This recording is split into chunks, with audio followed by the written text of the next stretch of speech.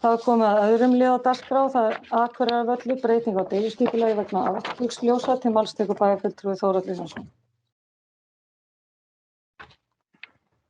Forseti, ágætu bæjarfulltrúar.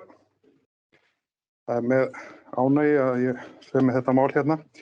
Við vorum flest í dag á ráðstefnu í Hofi sem heitir Tökum flugið og markaðsstofa Norðurlands stóð fyrir og bara mjög ánægjulegt.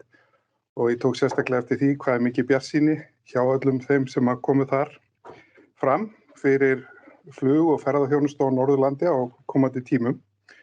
Og liður í því það er náttúrulega stór liður í því að Akureyrarflugvöllur sé þannig að hér sé hægt að lenda alveg sama hvernig viðrar og þetta er hluti af því, breyting á deiliskipulagi vegna aðflugsljósa.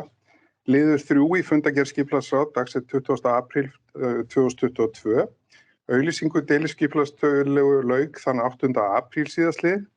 Umsagnir tillöguna bárust frá Hafrannsóknastofnun, Vegagerðinni, Umhverfisstofnun og Minjastofnun Íslands.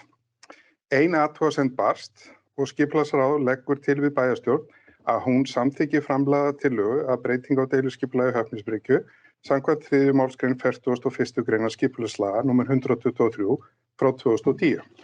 Bæjarfulltrúi Þórhallur Jónsson lokið máli sínu og orðið er laust. Fleiri hafa ekki hvatt til hljóðs sem geta samþykkt tillögu frá skipulagsráði, gefið merkin. Það eru 11.